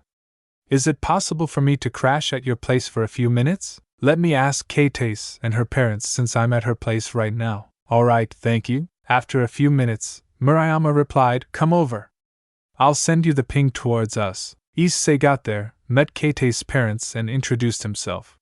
He then talked for a few minutes, before saying his reason for being there, the problems his parents have financially. Issei was looking to shower then go look for a short and temporary job just to help his parents in any way possible, thus, being allowed to properly shower. He didn't have spare clothes, so they gave him Katase's father's clothes, and whilst big, would work for now. He had no time to spare. After a quick water break, he said his goodbyes and went job hunting. You're too young to be working at any establishment. That's all Issei heard. Unless he had his parents' permission, they wouldn't allow him to work anywhere. Issei sighed and crashed into the bench of the fountain. He was tired due to the basketball tryout, and was tired of job hunting. He did not want to tell his parents that he knew, nor did he want to worry them holding everything on his shoulders. He cursed as he hit his fist against the bench. He was out of options. It was not like they weren't going to accept him as an employee, but the restrictions they placed really didn't help Issei's purpose, thus, they rejected him. Do I really have no option? Issei pulled the paper once more with the stranger's phone number. He bitterly typed it out on his phone, and just stared at the screen. He didn't want to call. The man gave him bad vibes. The goal, whichever it was, didn't make Issei feel at ease. Issei did not feel it was a good idea. But Mom, crying, he closed his eyes and started ringing the phone. Yellow, who this? Hi, I'm the guy at the fountain who you gave a job proposal along with a piece of paper. Ah, I see. Yeah, I remember. Damn, calling me already even though I gave you until tomorrow. So, what is your answer then? I'll do it as long as it is the amount of money you're saying it is. Perfect. And don't worry, you'll be paid the amount of money you're expecting. The man sounded proud. Tomorrow I'll go pick you up around 6 in the fountain, so wait for me there. Are you sure? Anything I need to wear? Nah, just bring yourself and maybe a flashlight. I'll see you then. Before Issei could answer, the man at the other line hung up. Issei sighed as he slumped on the park bench. He didn't know what to feel, he didn't know how to feel. He didn't know if what he did was right, or wrong, or should he have continued searching for jobs. He just knows that he's in too deep to back out. Ma in his brain was a mess. He knows that Minato, Murayama and Katase are aware of his situation, but he never did tell them about this job he now accepted. He never told them about the sketchy offer, and now he's wondering if what he did is right. He ran his hands through his hair. Should he have talked to them? No. He shook his head. He doesn't have to worry others because of his decisions. He doesn't have to worry others because of his poor judgment. He'll deal with it as it comes. That is what he has decided. He stayed at the bench and just thought, was it the right choice? Was there any other choice? I wasn't accepted due to the limits set in a job due to my age. Should have I looked somewhere else? Thoughts like that, over and over, a never-ending thought of am I right, or am I wrong? Issei sighed and stood up, before heading back to his home. Upon arriving, It started as normal. I'm home, Issei said, as he placed his backpack on the table next to the entrance. Welcome back. How were the tryouts? His mother asked as she and her husband were eating at the table. It went fine, more than fine, I think. Issei sat down with them, but now saw everything under a different light. He looked at his mother, he scrutinized her appearance, and saw that she seemed tired. Same, if not worse, with his father. How so? How'd you do? I think I did all right. I mean, I barely did anything except pass and shoot, Issei muttered. After, I went to a friend's house and took a shower to clean myself before heading to the fountain. That's why I'm so clean. I was going to ask exactly that. His father chuckled. Good job, thanks. Issei nodded. But how was your day? It went fine. His dad said, Your mom probably told you already, but I had to leave a tad earlier than usual. Seems like they were short in personnel. Ah, yeah, Mom did tell me. Issei answered. But why were they short on personnel? Beats me. I just go in, do my job, leave. Really have no reason to worry about anything else. Issei here disagreed with his dad. It might have been a selfish side of him, or something, but that thought process just didn't fit right in his head. He tried to see everyone in a positive light. He tried to see how everyone around him was doing, especially if they're important to him. But his father was the complete opposite of that. Oh, I see, he muttered. He looked at his mom, and then just stared. I never did ask. But why was it that you asked for a week off? I needed a break.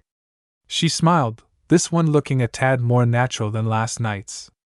It gets tiring to do the same thing over and over and over again, wouldn't you say? Yeah, you're not wrong. Issei stood up and massaged his forehead. For some reason he felt annoyed, yet he didn't know why. Maybe it was because they were not telling him about what was happening, but at the same time, it made sense. They didn't want to worry their kid, but keeping it hidden only forces me to work without their knowledge. Issei thought, frustrated. Aren't you going to eat? His mother asked. Nah, I'll head to bed early. I have a killer headache and just want to lay in bed. Issei muttered as he turned around. Love you, good night. He heard hums before he went up the stairs and directly towards his room. He immediately closed the door and opened his closet, beginning to search for clothes. He grabbed the darkest clothes he had and an emergency flashlight he was gifted for safety. He placed it on his desk and just left it there. Man, he muttered before he grabbed his pajamas and a piece of underwear as he headed to take a shower. He really needed some sleep and a cold-ass shower. The dream was not like one he has had prior. There were no clouds. There was no arena. All there was a void. A void empty of all possible thoughts and emotions. He was walking through the void, seemingly endlessly. Issei mindlessly walked. No goal in sight. No dream other than the void to manifest, not sure of his destination. For a path, one must forge. A walk in the void nulls all growth, a voice whispered. He couldn't locate it, it vibrated all around him. He didn't know where the voice came from, and he couldn't locate if it was even real. It sounded whimsical. It sounded dangerous, he had heard it before, but he couldn't remember where it came from. He looked around. He didn't know who it belonged to. He was confused, but the dream felt inviting almost. As if it were comforting him, as if it were meant for him. He continued walking. Where am I? He wondered, he asked out loud. You have a will, yet you're unaware of it, the whisper said once more, and he didn't understand. What will? What growth? Whatever that voice, it was trying to tell Issei something, but he didn't understand. You cry, but what for? Not knowing a reason, not understanding your goal, the voice joked. Issei blinked. This voice knew that he had cried. Maybe it was his own consciousness talking to him, he had no way to know, but at least it didn't feel like it. It didn't feel like his consciousness. It is fine. But you and I are meant to be something much greater. Issei looked around. What do you mean? The voice didn't respond. Pipipipi. Pipipipi. Pipipipi. Pipipi. Instead, his alarm went off. He groaned and turned it off. He sat up and looked at the time. 6:20 a.m. He rubbed his eyes and sighed, before stretching for a bit. He did his usual morning routine. Grabbed his clothes, showered, put his clothes on, deodorant, washed his teeth before heading down. Good morning, Issei. Good morning. He nodded to his mom. Both of his parents were present, confirming what they had said last night of today going looking for a job for his mom. Good morning, Dad. Seems like you're not entirely ready to go to work today. He was wearing his suit and shoes, but he did not have his hair ready. He sat on the sofa watching TV. Yeah, there's no pressure. Unlike yesterday, today I do not have to rush over. Issei grimaced at his father's comment. It just made it even clearer. He didn't want to say anything, but he was way too close to calling them out on their bull. He couldn't do such a thing to his parents, but his parents could do such a thing to him? They probably want me to live a normal childhood, or is it teenhood now? Issei thought as he sat down and ate his breakfast. Unlike most others, this one was quiet. There was tension, but it was tension only Issei felt, as his parents were unaware that he knew. Issei finished eating, drank his orange juice, placed his plate on the sink and grabbed his backpack. I'm heading towards school. I'll probably be a bit late today, later than usual. He said goodbye. Have a nice day. He sounded distant, as if trying to push himself away, and with that, he opened the door and closed it. As he walked, he still questioned last night's choices. Was he really going to go through with such a thing? Like I have any option at this point. He scoffed. He doesn't know how he feels, but he does intend to do it. Whether it's right or wrong, it didn't matter to him. All he had in his mind was getting that money. Finishing whatever job it may be, illegal or not. He wasn't even aware if it was illegal, but he had a feeling it felt fishy. After all, he walked calmly, trying his best to not be bothered by anything. He doesn't know if he's feeling scared, or maybe distracted, or maybe nervous, he's not sure, but there's a feeling on his left arm which he can't describe. It almost stung, as if something was trying to burst. Maybe it was a natural reaction of sorts due to whatever it was that he has accepted for today. He couldn't exactly say. Yo! Issei-kun! Issei heard a familiar voice. He saw Minato walking over towards him. Morning, Issei said, nodding in his direction. Minato smiled. Yeah, morning. He nodded back. Sorry about yesterday, man. How did things go? Don't worry. You couldn't, that's fine. Issei thought about his next words. He really did. He didn't want to worry his new friend with his problems. He didn't want his burden to become Minato's I found a job of sorts. Only temporary, good pay? Oh, actually? Issei felt bad for lying. Where's it at? What do you do? I don't really feel comfortable saying, or at least yet. Issei technically lied, plus it really shouldn't last long, maybe a few days at best. Minato chuckled. I was hoping to go bother you at your job, but it seems like you're not a fan of such things. Issei chuckled and shook his head. The topics of conversations towards the school varied, mainly talking about the jobs Issei failed to get. Minato mentioned how many jobs wouldn't accept teens, no matter the circumstances. Issei for his part agreed, having lived that experience. Morning. Keitase muttered as she yawned. Morning, Murayama said with a bright smile on her face when the female duo approached the male duo. Morning. Issei nodded towards them. Katasasan, you seem oddly tired. Murayama's energy is making me feel tired. She yawned again. My parents questioned us about you after you left since they didn't know of your existence until yesterday. Yeah. They were oddly curious, and honestly really cool with what your goal was. Murayama nodded. I didn't say sorry, didn't I? Not like you need to. I mean, they think you're a good kid. Murayama nodded as she yanked her arm around Keite's shoulder. Her parents think you're cool like that. Stop it. I'm tired. Keite groaned as she broke free from Murayama's grasp. Anyways, shall we head towards the classroom? Minato asked as he stood to the side, letting his friends walk first. Thank you, Butler-san, Murayama quipped, earning a chuckle from Issei and Keite, and a groan from Minato. As soon as they reached the classroom, Issei explained everything about almost all his failed job hunting last night. I mean, it was to be expected. Who would accept a teen in the middle of the night who has no past experience, and no knowledge on how to work in places like that? Keite pointed out. When you put it like that. Issei rubbed his arm. Speaking about it, last night you borrowed my dad's clothes. I do hope you have it with you so I can give it back. She smiled in a way Issei did not like. Issei looked to the side. I forgot. Hee. It's fine. He wasn't too worried about it. It was a tad too small for him anyways. He told me to tell you to keep it. She smiled, more naturally. Oh, please thank him on my part. Issei bowed down in his chair. The squad continued talking, mainly jokes and just having a good time. It was good for Issei.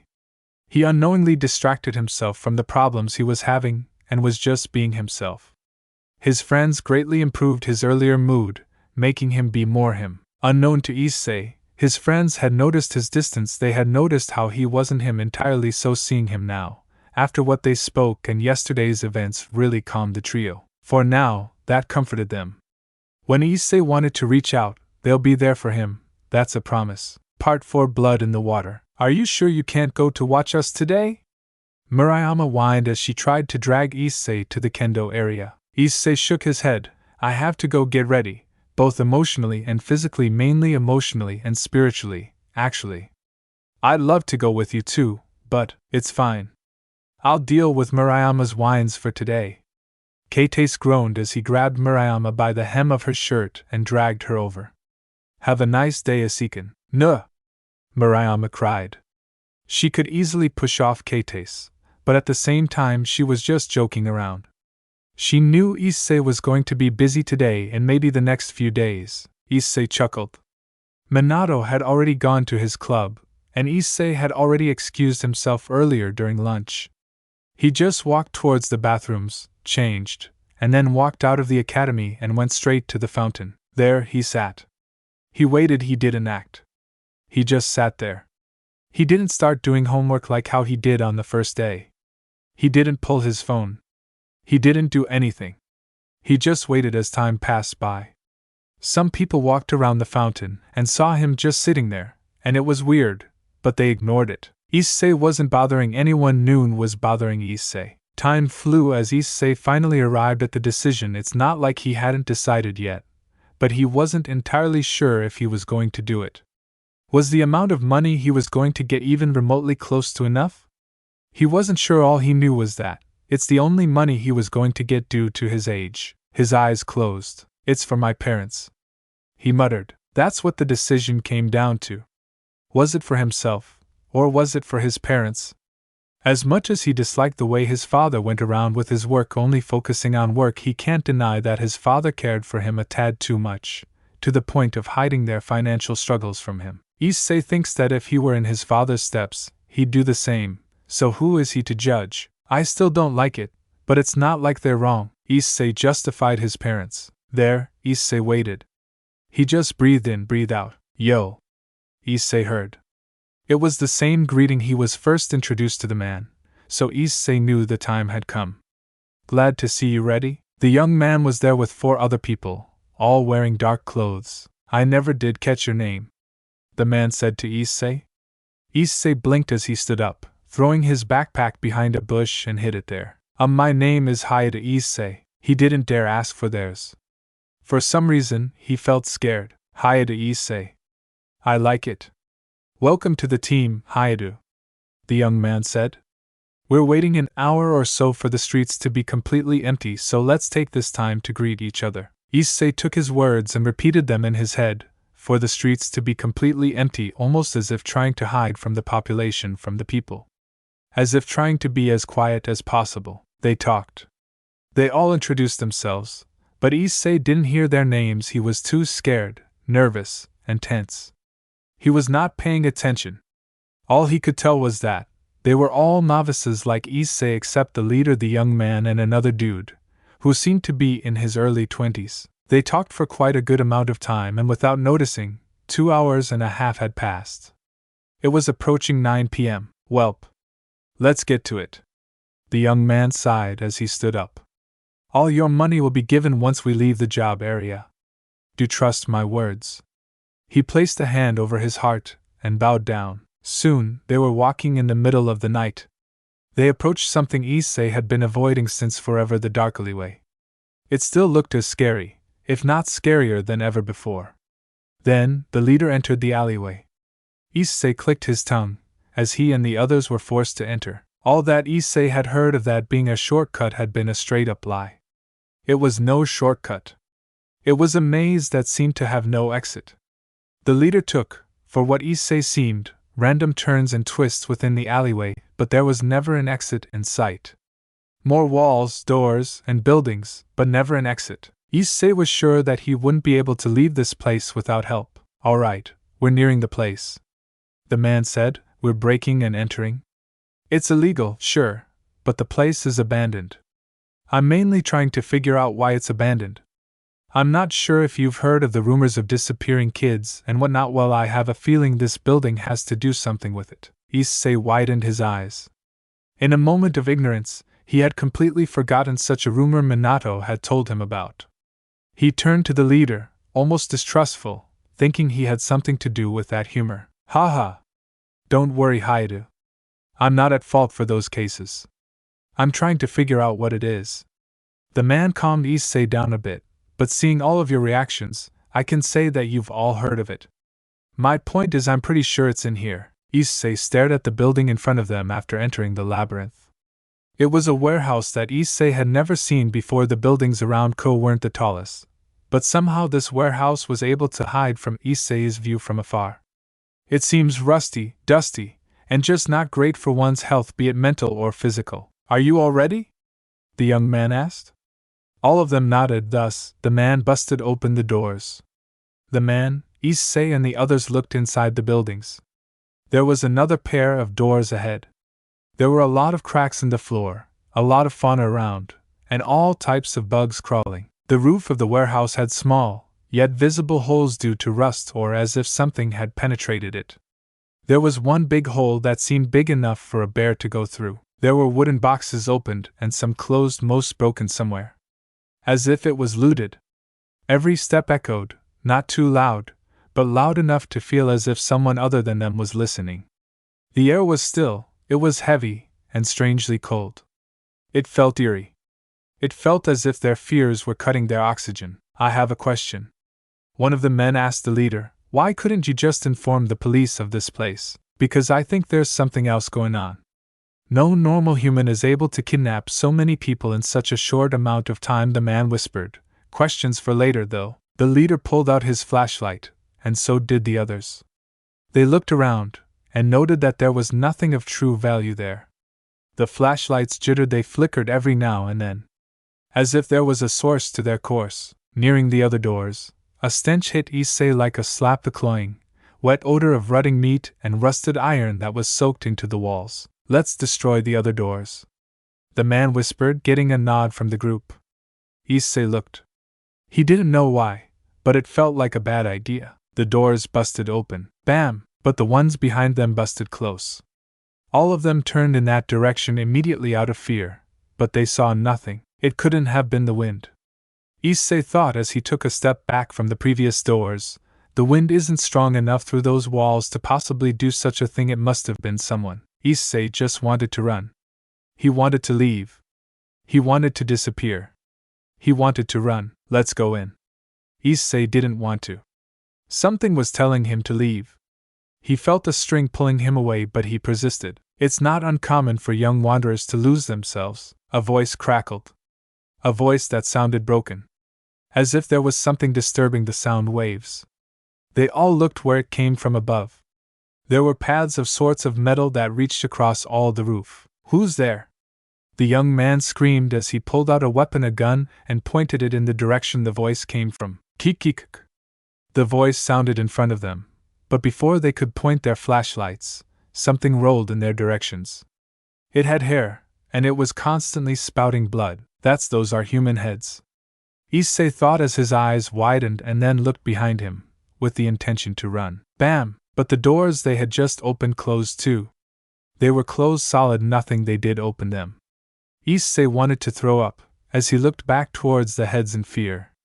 He trembled, his legs wanting to give out, and he wanted nothing but to run. "So you're the one behind the disappearances?" the young man screamed, scared, but with guts.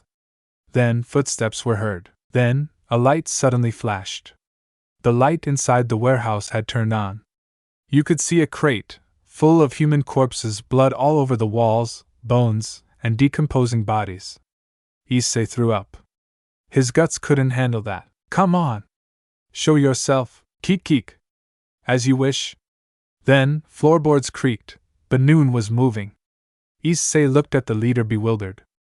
They just saw human heads and he dares ask for this person to come out. It felt again, as if their oxygen were being cut short, as if something else was breathing it. Small crackles could be heard, before the sound of bones popping roamed around the inside of the warehouse. What have I gotten myself into? What am I going to do? What is this? Why did I do this? Issei was hyperventilating. He was scared. He was terrified. He wanted nothing else but to leave. He wanted to disappear. His body froze, as he became hyper-aware. He even saw how the blood drizzled from the people's heads. It seemed as if they were eaten. The single particle of dust caught his attention, and made him fear for his life. Then, a long skinny thing was placed before them from above. It slowly lowered itself towards the ground. It seemed like a giant spider leg. It made no noise, but the moment they looked up, the light inside the warehouse shut completely off. Nothing but the moonlight was visible. Then, the metal walkway above trembled. They could only hear as something dropped into the dim center of the room with a wet, twisting thump. A figure unfolded itself from a fetal position. Its joints are popping into the wrong directions. With the bare light they had, they saw this spider-like figure appear before them, its legs seemingly above to reach them without taking a step. Issei felt a chill run down his back. 6 glowing eyes blinked independently one after the other. The red-colored eyes, other than the moon, were the thing producing visible light. Issei knew nothing was going to end up fine. It stood up, twisted its head all the way to its back like an owl snapping its own neck, and grinned.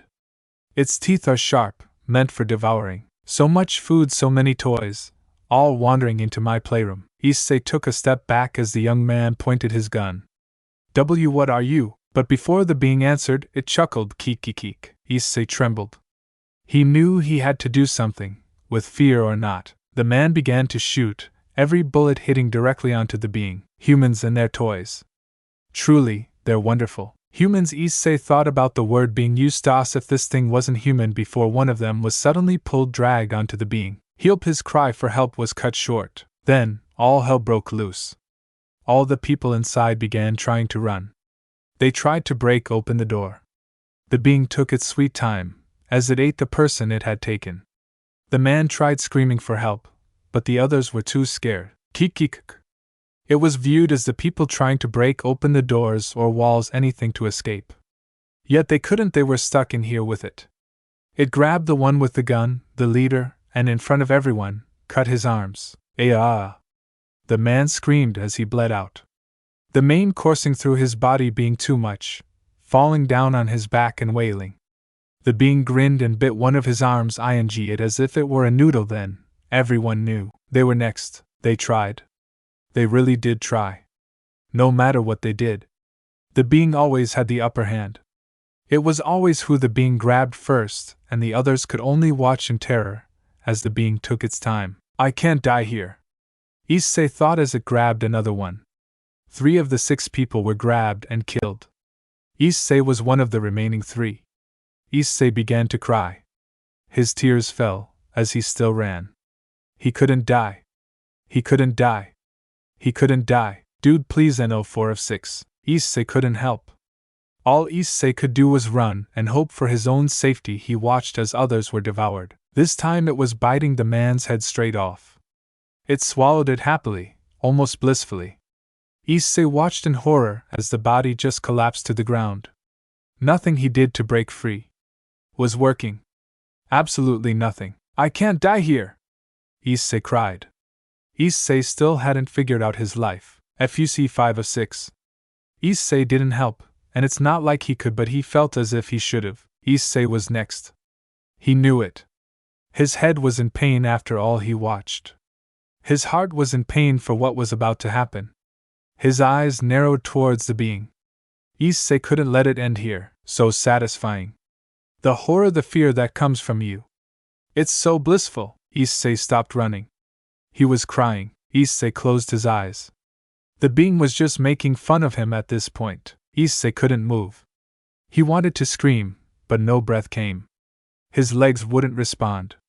His fingers only trembled, a headless body of the people he just met twitching. A person who was doing this maybe because he was desperate, like Issei, gone from the world of the living. It was bleeding just. The being towered over the bodies, draped in twitching flesh like a cloak, its body all spindly limbs and rotten sinew. Its laughter echoed, warp like static through broken speakers. "You're the last one." It opened its mouth. Issei couldn't stop shaking. "I can't die here!" Move, but he couldn't. His legs were locked. His heart pounded so violently he thought it might burst, and then, "Noon finds their reason without searching." Minato's words ran through his head. His actions, will he just ignore them? It is only fair that you give yourself a chance. Murayama's kind smile. Would he die without seeing it again? You're trying to make progress, and that is something to be proud of. Keite's words and gestures, will he let them go to waste? Wake up to the reality of the world. That dragon for a path, one must forge. A walk in the void nulls all growth. That was the dragon you cry, but what for? Not knowing the reason, not understanding your goal. His goal? Issei opened his eyes. Wide open. In a matter of milliseconds his actions changed. From scared to trying, something snapped inside him, not a scream. Not a roar. But a whisper from within. Are you ready to wake up? Pain. That's all he could feel. He saw as the monster began to slow down. It didn't, but his brain processed it as such. He raised his left arm as it convulsed. It burned, no, it boiled. As if magma was pouring through his veins. Yeah. He screamed as he felt something burst. His fear, willpower, and desire to live, his desire for strength screamed. He couldn't let it end like this. He wouldn't let it end like this. His veins glowed red beneath his skins with flashes of green. His flesh blistered. Then cracked. A sound like tearing steel echoed in the warehouse. His arm burst with red light. Scales surfaced, metal appearing right above his skin. The cracked flesh grew in the immediate moment as blood splattered the ground. A red, claw-shaped gauntlet with yellow accents and green inscriptions. It covered Issei all the way to his shoulder. Issei groaned and huffed. The pain he was in right now was nothing. I need to live. I can't die here. I refuse to die here. Ho? The being looked surprised. The crimson gauntlet looked ancient. It looked like the arm of a beast, and the green pulsing jewel caught Issei's attention. What in the world, he wondered before he shook his head. Boost! The green jewel lit up as the gauntlet on his side screamed. Issei felt it. He felt the power. Wind gusts around the two, and the being jumped back a few steps, in surprise to the sudden power Issei got. The aura which Issei poured unknowingly seemed to surprise and scare the thing a bit. Seems like one of the wanderers had a surprise. The thing chuckled. Sad to see that it will not last long. It hurts. Issei thought, but then he looked at the bodies of the people that accompanied him. Why you won't take my life? I refuse, he declared as he raised his left arm forward. The thing felt the power of Issei now, and it refused to approach as it knew. Boost! The green jewel screamed again. Issei didn't understand what it was, why he had it, or what it does, but if he had a fighting chance, Issei began sprinting. The warehouse was big enough that it meant that the beast had to chase after him. What? Before one of the corpses began moving. Keek keek. The beast cackled. If you think you can outrun me, think again. This area is my playhouse. The beast wanted to avoid approaching Issei, but it did not mean it couldn't try to wither Issei out. Issei glared, not knowing what the beast meant. Boost, but he'll focus. Why do I feel my stamina even lower now? Issei wondered if it had to do with the gauntlet on his left hand. It has to be. Issei doesn't know what the gauntlet does. He needs to figure it out. Gah! He got gut punched by a corpse. Issei didn't feel brave. Issei didn't feel strong. All Issei felt was a will to live that was stronger than ever before. Issei stood up and saw the corpses of those who were with him walking in his direction, then his eyes turned to the beast. Issei felt disgusted. He wanted to throw up again, but this was not the time for that. I have to survive. He grimaced as he grabbed one of the corpses to test its strength. Not really anything that surprised him. It was like a zombie, dull of any true strength. Issei took a step forward, ignoring the corpses. He splashed blood from the fallen ones. He coughed, a bit of blood escaping his lips. So much running had tired him out. I will survive. Boost. Issei doesn't understand what the gauntlet does, but it does seem to drain his stamina, so he has to deal with this immediately. Issei dodged a corpse as it slowly tried to attack him. Gauntlet. I don't know what you are, but please help me. Then, the green jewel glowed as the beast roared. It began running towards Issei as Issei stood firmly. It was do or die in this case. Explosion! The blinding light covered the room. A shriek from the beast as Issei walked forward. What? Issei was covered in power. He didn't understand it, but he could feel it. It felt as if he could jump straight up and just leave this place, avoid this monster at all costs. But I can't, not after all it did. Not after the chaos it caused. Not after killing people. Not after almost killing him. Issei let his instincts take over as the blinding light ended and Issei stood entirely still. Alright, boy. Enough fun. The beast was going to end it himself, since Issei found out the corpses carried no power. Whatever this thing, it can control corpses. Issei thought. He didn't finish his thoughts, but he felt that, whatever was happening, those corpses could not rest until the beast was dealt with. You! Come at me! It's do or die. The beast sprinted at full force towards Issei. It's do or die. Issei glared. His eyes are not leaving the entity. No matter how fast it moved, Issei could react. It's do or die. The entity growled and hollowed, before approaching Issei, getting close to him. It's do or die. Issei sprinted forward. Adrenaline taking over, and they came in contact. The beast could not bite Issei's head off, as he instinctively bent down, but one of its legs did pierce Issei's abdomen a bit. Issei bit his tongue to avoid screaming as he punched the gauntlet straight onto the thing's chin. HHNNNNNN, Issei grunted. The punch itself, he couldn't see what happened, he just trusted that something happened. He opened his eyes, she knew his gauntlet had come in contact with the being, but he didn't know what happened. He looked up. What? Its whole face was missing. Everything was gone. All the corpses that were walking, they fell to the ground. The being had died, leaving a leg pierced inside Issei's body.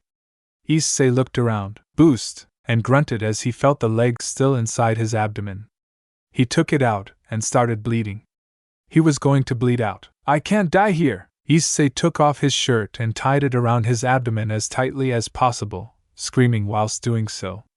He panted, sweated before finally reacting to what had happened. He just killed something. He doesn't know what it was, or why, but he killed it in self-defense, but it also killed 5 of the guys and other people.